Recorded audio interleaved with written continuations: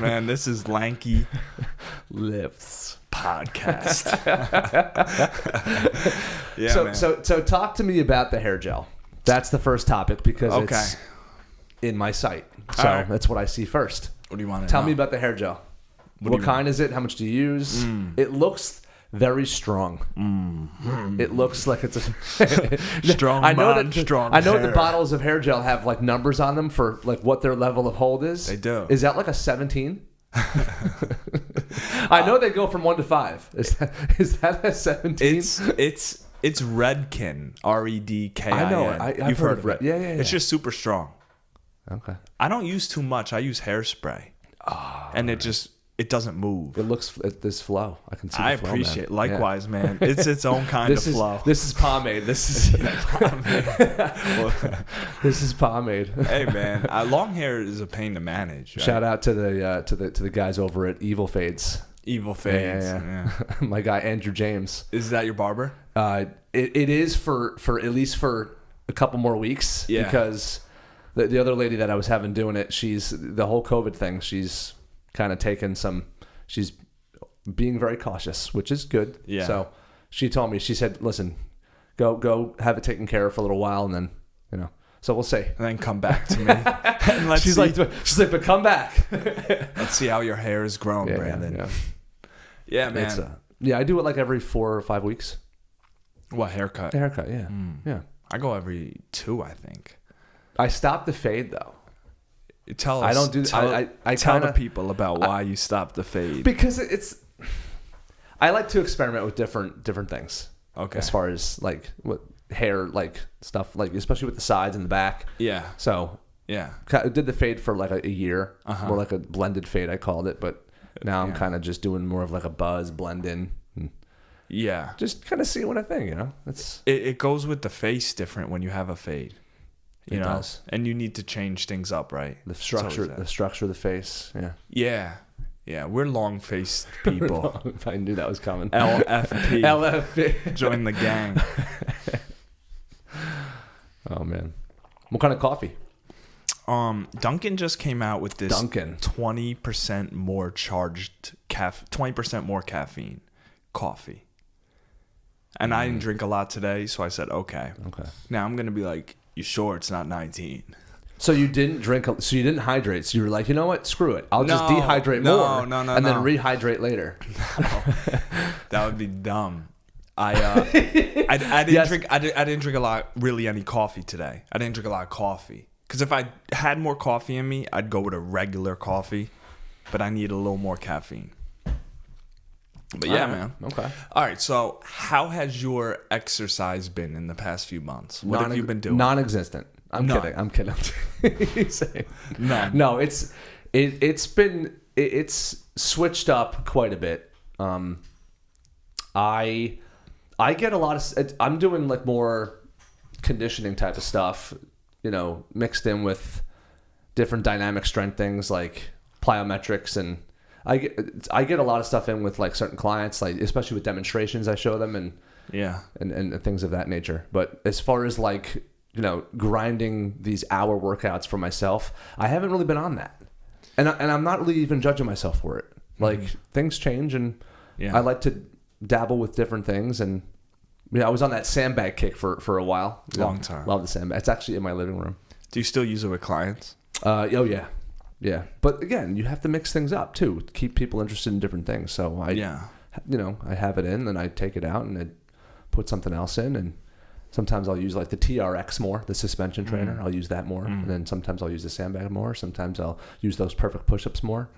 Do you lift with the ab wheel? I see you using the perfect push-up and the ab wheel and the ball for stability, and the push-ups on the ball, which is a lot of stability. Push-ups on the ball, dude. Not easy, man. I know. Do you lift? Do you do the workouts with your clients? And if you do, will you kind of maybe have a session that's almost done and then get it in for a little bit with the client after type thing if you're friendly with them and whatnot? The only guy I really have there's two clients that I've actually done that with, where I've gotten involved with the workouts like pretty heavily, like actually partook What's that word? Partook? Partook, past tense. I think so. I have partaken in those yeah. in workouts with clients. I mean, they get the workout. You know, obviously I go there for them, but then I get some stuff in too. Yeah. Is Joe and Kevin? Yeah, Joey Donuts, right? Only Joey Bag of Donuts. Bag of Donuts. Joey Bag of Donuts. And Kevin, right? Kevin, yeah. Both beasts. Yeah. I see their videos a lot. Kevin's been training he's in his 7th year, man. He'll be 64 in May. 7th year of what? Of training with me. Wow. The two of us, doing it like as a team. What's he seeing you in? Height. Lankiness. Yeah, intimidation. He's like, all right, this guy's lean, let's go. Intimidation. Better train. Fear. Yeah. But that's no small accomplishment. No, 7 years together. 7 years, man. 7 years. Wow. We started at the gym that I used to work at, Princeton Fitness and Wellness. Yeah. When I was first, it wasn't right away. Yeah. Like I had met him, but we didn't work together right away. Gotcha. And then like a year later, I asked him how things were going. We ran into each other, when I was working, and he was like, "Oh, it's good. You know," I said, "Have you thought about, mixing in some sessions with somebody?" As a coach, and he's like, you know what? I think I'm ready for it. He's like, I was like, let's go, let's try it, let's give it a shot. I said, let's start out with just half an hour. So let's just see how you do. And we started out with half an hours at the gym, the 30-minute sessions. Yeah. And he was killing it. And then he progressed to and hours. then like a couple of weeks, I think he did like a package with that. And then we moved to. He said, let's try an hour, and he did fine with an hour too. And then it was like 4 years of that, however long I was there for after that at the gym. And then when you went independent, he stayed with you for years now. Yeah, he was. Yeah, him and I are a lifelong team at this point. Yeah, and he's actually become one of my good friends. And kind of like a mentor too. Wow, that's a good relationship with life. Mentors you. Stuff. You mentor him in exercise. He mentors you in life. I coach him in exercise. He mentors me in life. Yeah, distinction. Yes. Yeah. He supplies the post-workout bourbon. Oh, does he? I'm kidding. Allegedly. Allegedly. No proof. There's no proof. There's no real proof there. No, like every now and then we'll enjoy a drink to celebrate the workout that he had. Balance, man. We talked about balance on our second episode. That doesn't happen with everybody. Sorry to interrupt you. That doesn't. No, that's like that's like here and there. It's not standard with Journey Fitness. No. Damn. No, we've gotten tight though, so it's different. Yeah. With him and I. All these alcohol junkies just got really disappointed who wanted to hit you up for a workout. I didn't know where you were going with that. That's great, man. No, it's good though, and I cherish the relationship that him and I have. Yeah. I hope just as much as I hope that he cherishes what he's what absolutely. we have. And, but you were saying those two are really the only two you get it in with as far as clients. Yeah. Like you'll get down and dirty with them, like in the workouts. Yeah, like I'll be involved with Joe. I like going to Joe's house. He has one of those big tires, those big tractor tires. Yeah, it's a sledgehammer. And a sledgehammer. Yeah. So we get after it with that. That's great. There's a lot of videos on Instagram of him and I doing stuff in his driveway and in his backyard. Yeah. Sandbag stuff. That's so fun. Him and I have gotten pretty crazy with it. That's so fun. Yeah, Joe is on the way. Joe's on the way, man, to some better stuff. What would you say the main goal is of your clients? You have a lot of clients. If you have to sum up, let's say there's 2 or 3 main fitness goals over the whole demographic of the people you train. What are the main 2 or 3 goals? First and foremost is just health. They just want health. Yeah. Everybody wants health, but yeah, everyone that I work with, I mean, it's always been the first thing out of their mouth is, I want to be healthier. Yeah. And sometimes I even ask them what that means to them, whether it's, their body or their mind or their nutrition, whatever it may be. And the answers are pretty much usually the same, but I get some interesting ones from certain people, but it's, now for the most part, it's just health, strength. They want to change their habits up, their bad habits, so to speak. I mean, everyone has bad habits, but right. I think that they're looking for someone to come in and kind of just jolt them into a different path. That's interesting. Yeah, that's why I think personal trainers dabble in the I hate the word dabble, but personal trainers in a sense are part life coach.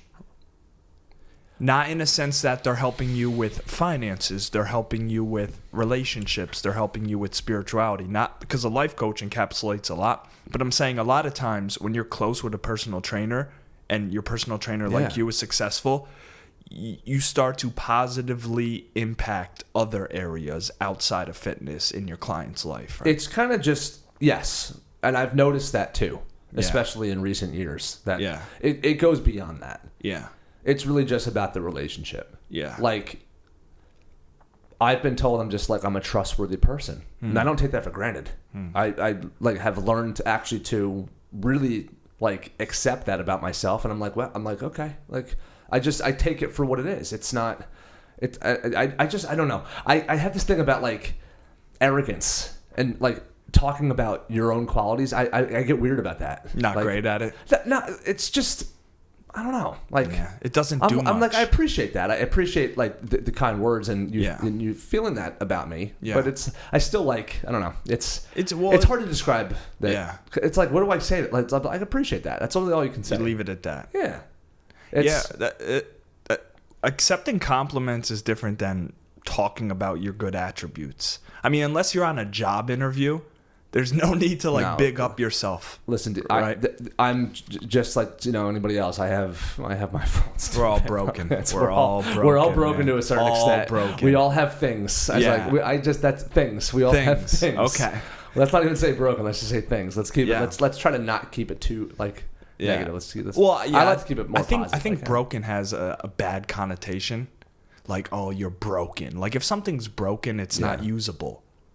So I think that's where broken gets a negative. But a lot of broken things can be fixed. Right. Like us. Like every human being out there, bro. Every human's broken, but we could be fixed. Imperfect. Yeah. And I think when you say health with your clients, I think a lot of that is brokenness that can be fixed in certain areas. So when I want to be healthy, I need to be fixed in certain areas of my life to bring me to a healthy version. It's interesting how you said areas of my life. It's not just their physique or their organs or anything like that. It's other things that actually impact it even more than them stuffing chips in their mouth or eating a cheeseburger that they shouldn't eat or having something that causes inflammation. It's beyond that. Right. It's way beyond that. It's just life. I've really come to learn that life is the kicker and balance with everything. I'm huge on balance right now, man. Huge. Yeah, and you said that last time. So how are you huge on balance? It's really become like to the forefront of all of my drivers, like my thoughts, my perceptions and perspective. It's just very much like in the front of my mind. What has balanced allowed you to do differently? Like having balance now maybe allows me to have patience when I assess a situation because I'm from a more balanced, relaxed state of mind type of thing. Maybe I'm gonna take a page out of Gary Vee's book. Right. I'm doing everything I can to not judge myself on any given day. No, that's great with anything. So. Not judging yourself is a result of being more balanced? It's part of it, yes. Yeah. Yeah, because I used to like judge the things that I was doing pretty hard. I'm like, I should be doing this. I should be doing that. I know that people are doing this. I'm not doing it, so I'm not getting this result. Maybe I'm not ready for that result yet. Maybe I'm not ready for that part of the process. Maybe my mind's not there. So what are techniques or what are thoughts that go through your mind to help you not judge yourself? That's an interesting question. What are the thoughts going through your head when you want to judge yourself, but you're remembering not to? Patience. Like Brandon, have patience, everything, relax, patience. Man. Not even relax, just patience. Gather yourself. You're telling yourself to have patience? Oh, yeah. During that in your head? Oh, I talk to myself all day long. Yeah. Not in a weird way. I mean, I don't answer myself, which is good. You can't have that cookie. Brandon, you can have it. No, I don't think today's a good day for the cookie, Brandon. No, but like I do talk to myself like in my head. We all do, yeah. I try to like help myself through my own day. Like if something arises and I'm like, I ask myself, how much control do you really have over this? And if I do, then I put energy into it. If I don't, it's gone. Interesting. Wait, let's stop there. So you ask yourself, how much control do you have over something? Let's give an example. You always hit the gym at this time for 45 minutes, always, but your body's not feeling it. And you think it's smart and wise not to go, but you're going to judge yourself. If you're and you're in a tough place because you don't want to judge yourself, and it's smart to skip the gym on that day, as an example, you say to yourself, how much control do I have over this right now? I do. Right. Yeah. Well, that's like, how would that go? Like, with hitting the gym, I mean, nobody's really. I mean, well, in the past couple months, they have because everything's back open. But especially during like the lockdown, yeah. I honestly did not push myself to do or force myself to do anything that wasn't like really in my mind to do, as far as whether it was working out or working or whatever. I just kind of like was like, you know what? Okay.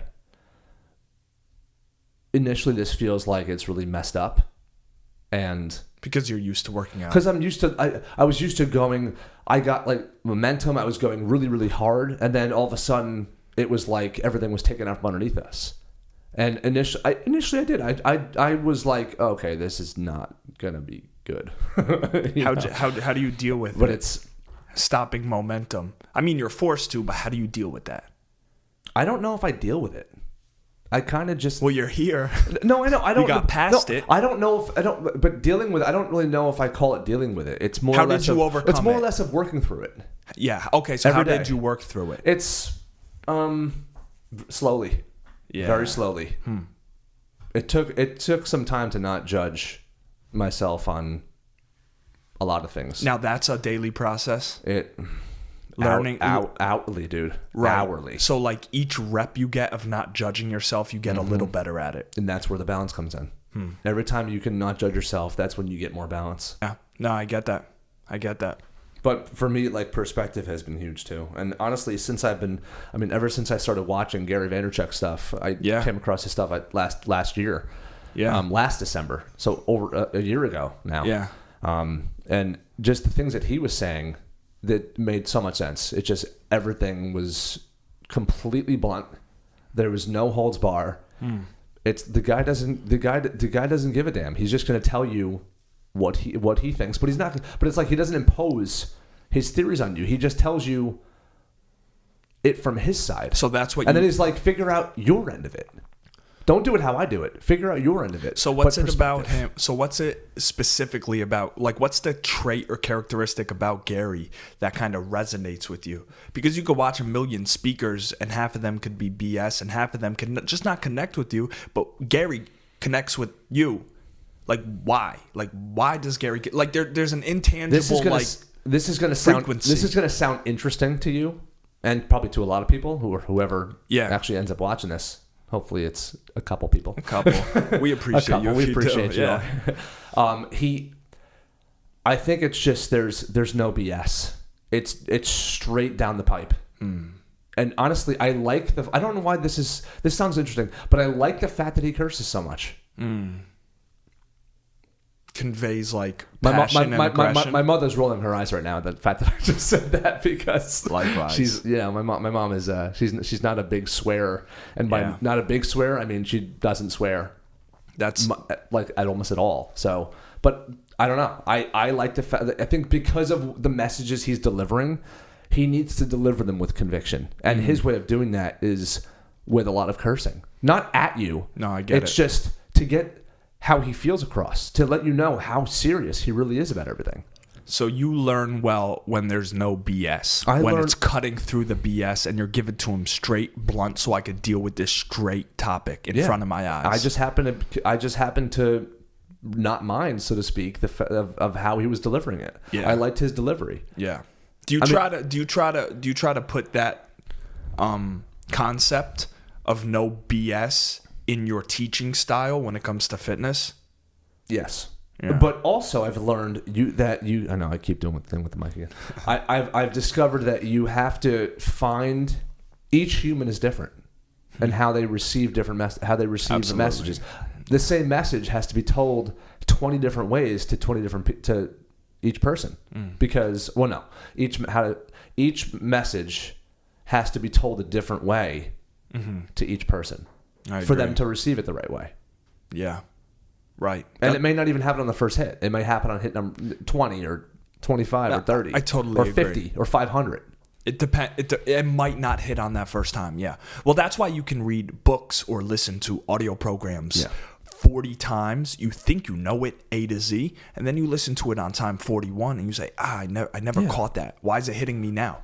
And every person needs a different tailoring to give it to them. Right? Well, I'm sure that a lot of things that you've listened to or watched, you've watched them over and over and over again, and like then for some reason on Thursday afternoon at 4:30, it played again for you. Yeah, and it struck you in a different way. Maybe because of your mood.